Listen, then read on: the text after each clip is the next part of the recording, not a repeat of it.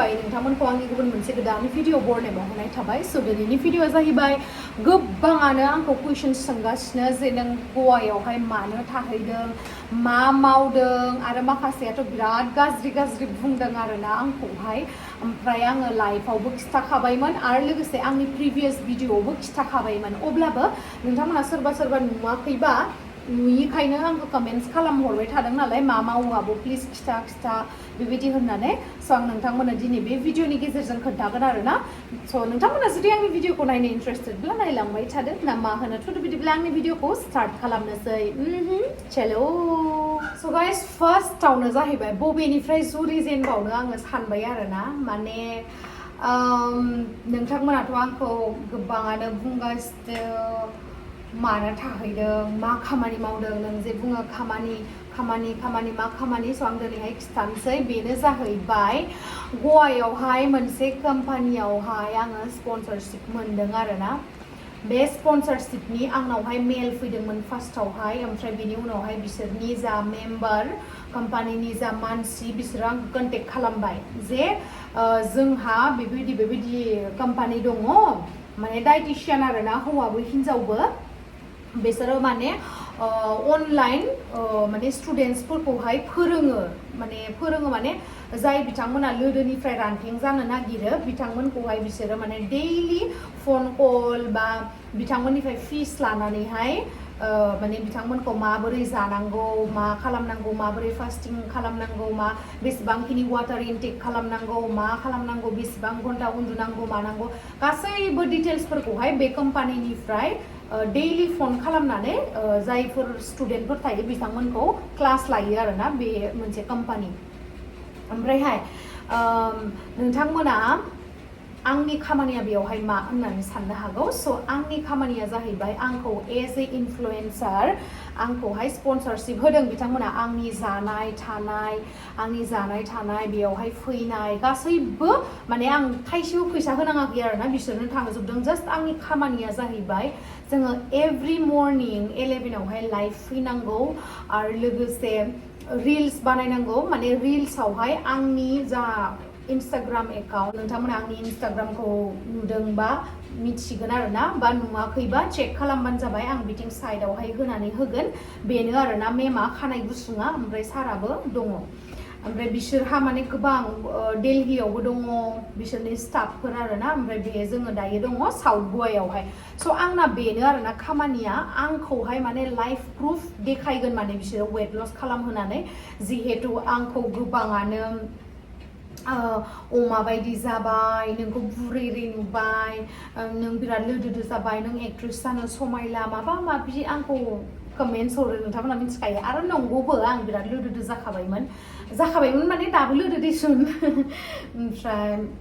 आं सानबाय आङो लावदुमनो खोन्थाबाय आरोना आंहा बिदि मोनसे अपरचुनिटि फैदो आंखौ बिदि कन्टेक्ट खालामहरदों मोनसे कम्पानिनिफ्राय साउथ गवानि ओमफ्राय लावदुमा बुंबायखि हा साउथ गवायाव मानो थांगोन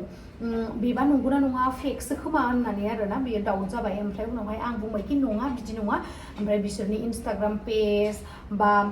आं मेमजों रायलायहोबाय लावदुमखौ ओमफ्रायहाय गासैबो माने जाजोब्बाय आरोना होमबाबो लावदुमा आंखौ मानियाखैमोन मानो होनना बुंबा 4 monthsनि एग्रिमेन्टमोन आरोना आंना बेयावहाय ओमफ्राय 4 monthsनि एग्रिमेन्टआवहाय मा जाखो लावदुमा मानिया फैनो होआ मा नांगौ आं नोंनो होजोबगोन गुवाहाटियावनो था मा जानो मा थानो जिम जइन खालाम बा माबा मोनसे नांगौबा बुं सब होजोबगोन आङो खिन्थु नों थांनो मोना बेबायदि होनबाय ओमफ्राय आं जि दुखु जाबाय माने बिसोरो आंनो मोजाङैनो एमाउन्ट होदों आरोना मान्थलि ओमफ्रायहाय लोगोसे आंहाबो एसे फिटनेस जागोन स' आं सानबायखि आंहाथ' मोननै मोनथाम जेनेबा बेनिफिट जागोन न' बेखायनो आं सानबायखि आं थांगोन आं माबा नङा माबा मोनसे खालामनानै लावदुमखौ माने पटायगोन बिदिनो सानबाय आरोना ओमफ्राय उनावहाय आङो लावदुमा बोराबबाय थाबाय फैनो नाङा इमान गोजानाव माबोरै थाहैगोन नोङो 4 months खालाय बेबायदि होननानै ओमफ्राय आङो कम्पानिजों रायलायबाय आरोना जे आङो जोंहा न'निफ्राय पारमिसन होआखै 4 monthsनि स' आङो दायो 2 monthsनि एग्रिमेन्टखौ साइन खालामसै ओमफ्रायहाय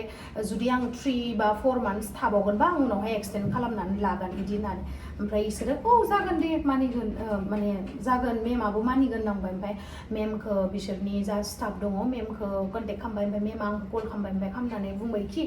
दे नोंनि गोसो ओमफ्राय नोङो जुदि ओमफ्राय आं बुंबाय आरो आंबा बेयाव थानानै मोजां मोनगोन ना मोना मेम आंथ' बिदि गोजानाव थाफेराखै बिदि होननानै आं बुंबाय आरो ओमफ्राय उनावहा बुंबाय कि मेमा दे नोंनि गोसो बिदि होननानै बिराद मोजां आरोना आं बिराद मोजां मोनदों बेयावहाय थाफैनानै जेबो खस्थ' गैया खालि मोनसेल' खस्थ'आ मा गावनि न'खरनि मानसिफोरखौ लोगो मोनाखै आरो लोगोसे मा मिथिबायना अमा जानो मोनाखै अमा नारजि अनला दाउ बेनो आरोना दुखुआ ओमफ्रायहाय आं खिथानोसै जिहेतु बिथांमोना आंनि वेट लस जार्निखौहाय लाइभ देखायो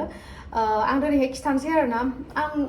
भिडिअबो होनानै होगोन आं जेब्लानाखि बेयावहाय फार्स्ट फैदोंमोन आं मिथिया बे आंनि वेट लस खालामनाया उनावसिम थागोन ना थाया आं मिथिया बाट मेन्टेनेन्सबो फोरोंनानै हरगोन बिथांमोना ओमफ्रायहाय नोंथांमोना आरो गोदान कलाबरेसन भिडिअबो नुनो मोनगोन आरोना आरो लोगोसे मोनसे मोजां खोथायानो जाहैबाय आंनि जितु केमिस्ट्रि हिन्दी ब्लग चेनेलाबो बिराद मोजां साबस्क्राइबार बारायदों आरोना मानो होननानै बुंबा बिसोराबो साबस्क्राइबार बा फलोवार्स दङ नालाय स' सानफ्रोमबो लाइभ फैनाय जायोखाय बयबो नुयो स' जाय बिथांमोना मोजां मोनो आंखौ फल' खालामलाङो जानांगौ बा आंखौ साबस्क्राइब खालामलाङो जानांगौ बेनि थाखायनो आरोना स' आंहा बेयाव फैनायनि थाखाय गोबां बेनिफिट फारसेथिं आङो मान्थलि फैसा मोनो फारसेथिं आंहा जानाय लोंनाय थानाय फ्रि जास्ट आङो रिल्सल' बानायनानै होनांगौ बा स्ट'रि बानायनानै होनांगौ आं जिहेतु नोंथांमोननो बिथिंहाय देखायगोन आरोना बेनो आरोना ओमफ्राय आं लोगोसे फिटबो जागोन अब्ला आं इमान मोजां अपरचुनिटि मोननानै आं मानो फैया जानो ओमफ्राय आं लावदुमखौ मोजां बुजायबाय ओमफ्राय मोजां बुजायनानै ओमफ्राय लावदुमाबो उनाव मानिबाय आरोना स' बेनि थाखायनो आं माने लावदुमखौ बहुत गोसोजों साबायखरबो होयो लोगोसे इसोरखौबो साबायखर होयो जे बियो आंनि एभ्रि स्टेपावहाय आंखौ सापर्ट खालामो आं बिदि बुङाखै जे बियो बिराद पारफेक्ट बिराद माबा आं बेखौ होनाखै बाट आं जा खामानिखौ मावनो लुगैयो बेखौ बियो खालामनो होयो माने फार्स्ट बिदिनो माखासे बुस्थुआव बेबो बादा होयो जि बुस्थुआ आंनि थाखाय गाज्रि मानो होनना बुंबा बेबोथ' नङाना आं जि बुस्थुखौ जिद खालामगोन बेनो जेब्लाबो पारफेक्ट जागोन बेबायदिथ' नङाना मानो होनना बुंबा बे आंनिख्रुइ गिदिर हिसाबै बेहा साननो हानाय गोहोआबो बांसिन आरो लोगोसे बेहा लाइफनि बागै एक्सपिरियेन्सआबो बांसिन बेनि थाखायनो मालाबा बादा होनाय खामानिखौबो आंबो मानिनानै थायो आरोना बेबायदि नङा जे आं जि बुङो बेखौनो मानियो बेबायदि नङा खिन्थु बेयावहाय फैनो होनायनि थाखाय लावदुमखौबो आं थेंक इउ होनो लोगोसे आं खिथानोसै आङो जेब्लानाखि बेयावहाय फार्स्ट टाइम फैदोंमोन आंनि वेटआ बेसेमोन मिथिबायना 69.7 ओमफ्राय दा बेसे दङ मिथिबायना आं बिराद हेपि नोंथांमोना आंखौ नटिस खालामदों ना खालामाखै आं मिथिया आं बेफोर खोथाफोरखौ खिथानो गोसो गैथ'वामोन आरोना जेब्लानाखि आं ट्रान्सफर्म खालामगोन अब्लासो आं खिथागौमोन जिखुनु आं नोंथांमोननो खिथानानै होनोसै दानि वेटखौ आं खिथाला बाट आं बेयावहाय जेब्लानाखि आंना दा बेयावहाय मास मोनसे जासिगोन आरोना नेक्स्ट 2 तारिख फैबा 2 तारिखआवनो फैदोंमोन नालाय आङो जुलाइनि ओमफ्राय नोंथांमोना आंनि वेटखौहाय मास मोननैनि उनाव नायबानो जाबाय आं फैनायावहाय 69.7 मोन आरोना स' आसा खालामो नोंथांमोना नोंथांमोननि सोंनायनि फिनखौ मोनबाय आं मानो थाखाय गवायावहाय फैदों आं बेयावहाय बेरायनो फैयाखै आरो जाय बिथांमोना आंनि ब्लगखौ नायदों बिथांमोना मिथिखादों आङो दायो साउथ गवायाव दङ जेरावहाय ओरैबायदि क्राउड गैया आरोना बिराद हास्रि मोजां ओमफ्राय बे साउथ गवायावहाय माने रेसिडेन्सियेल एरियायावसो दङ नालाय जोङो हारसिं थांनानै बेरायनो मोनो माने माखासे रुल्सफोर दङ आरोना बे नङा जे आंखौ लिंहरदों हिसाबै आं गोसो बायदि बहाबा थांनो हागोन बहाबा जानो हागोन बेबायदि नङा आरो नोंथांमोना आंनि ब्लगाव नुखादों बहाबाफोर जानोबाबो सार मेमजों थांफानांगौ बा बेलेग आलदा स्टुडेन्टसफोरजों थांफानांगौ हारसिं ओंखारनो मोना आरो लोगोसे एभ्रि डे जों हरावहाय 11टायावहाय फन होनांगौ खिन्थु आंनि फन मोनसेखौहाय आं लानो मोनो मानो होनना बुंबा आं जेनेबा भिडिअ एडिटिं बा माखासे खामानिफोर दङ नालाय बेनि थाखाय आं लानो मोनो लेपटपखौबो माने मालाबा हरनांगौ जायो मालाबा हरनाङा बेफोरबायदि आरोना आंजोंहाय माने एसेबां स्ट्रिक्ट नङा बाट बेयावहाय माखासे 8-9जनसो स्टुडेन्टसफोर दङ बिथांमोननि फनखौ गासैनिखौबो लांजोबो आरोना आंनिखौ लाङा आं मोनसे फनखौ हरो मोननै नालाय ओमफ्रायहाय नोंथांमोना नुखागोन गारि गोजा माने बिसोरनि गारिया हौवानाबो हिनजावनाबो सार मेमनिया गोजा गोजा आरोना जों माबा थांनोबा जास्ट बुंनांगौल' बिथांमोनानो लाङो आरो ड्राइभारानो लाबोफिनो नोंथांमोना आंनि ब्लगखौ नायबानो मिथिगोन आरोना जेराव थांनोबाबो खिन्थु ओरैबायदि मोजां सार मेमा ओरैबायदि मोजां जोङो जेनेबा मुभिनि प्लेनिं खालामबाबो सार मेमानो जोंखौ लाङो आरो लाबोयो जों इन्जय खालामफायो माने बेबायदि फिल जाया जे ओरैबायदि गोजानाव दङ रावबो गैया बेफोरबायदि फिल जाया आरोना खिन्थु मोनसेल' दुखु न'नि मानसिखौ लोगो मोना लोगोसे गोसोबायदि जानो मोनाखै जादों बेवहायबो दाउ मा होनो बोरमा आंथ' सिगां बोरमा जायामोन बे लावदुमानो आंखौ बोरमा जानो फोरोंबाय बे निरुज धाबायावहा जि गोथाव बोरमा बेदरखौ जाहोबाय जाया होनबाबो ओमफ्राय बिनिफ्रायनो आं जाग्रा जाबाय आरोना ओरैबायदि गोथाव ओमफ्रायहाय माबा मोनजायो माशरुम ओमफ्रायहाय पनिर ओमफ्राय प्रन्स फिश बेफोरखौ जागासिनो आरोना खिन्थु अमा बेदरनि टेस्टजों सोर हानो नङा होमबा बिराद गोथाव मोनो आङो बस बेनोल' आरोना एसेबां बुरजा फैसाबो मोनाखै आं बेयाव फैनायनि लाइक आंनि गारिनि जाखिनि आंहा दा थारनि EMI होनांगौ मान्थलि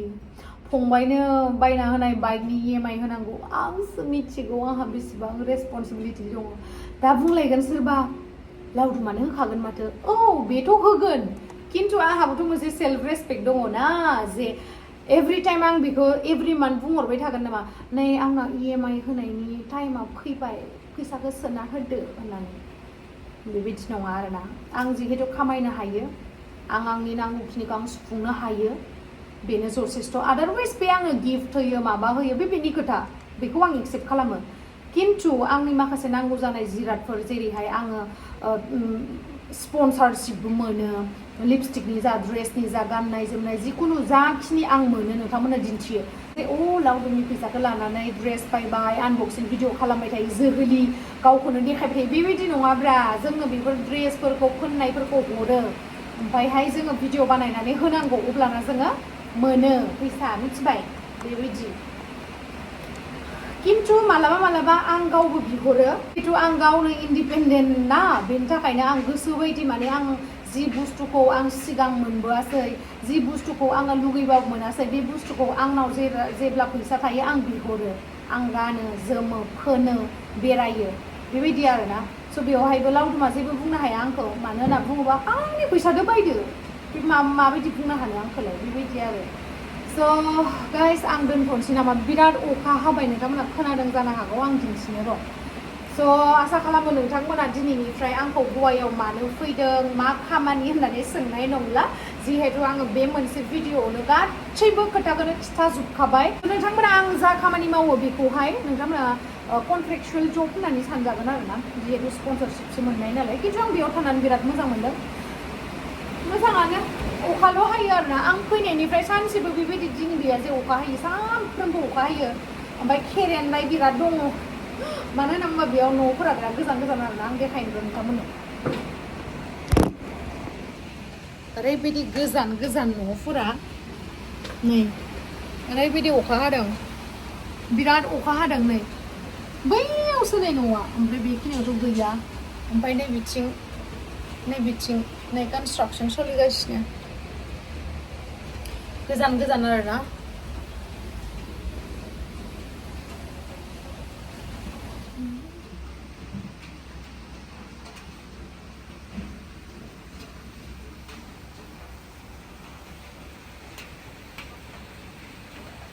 अखाल' हायो नै जोमैया माबायदि गोसोम जाना दोङो आरो अखा हाबावगोनसो नै जि गोजान आरोना बेयावहाय जेबो क्राउडबो गैया जेबो गैया बिराद आराम हारस्रिस्रि आरामथार आरो ओमफ्राय कलबा बीच खाथियाव आरोना कलबा बीचआ एसे गोजान थांनांगौ लाइक बेनिफ्राय 15 मिनिटसो लायो आरो स' थेंक इउ स' माच गाइस आंनि भिडिअखौ जोबजासिम नायनायनि थाखाय लाभ इउ बाय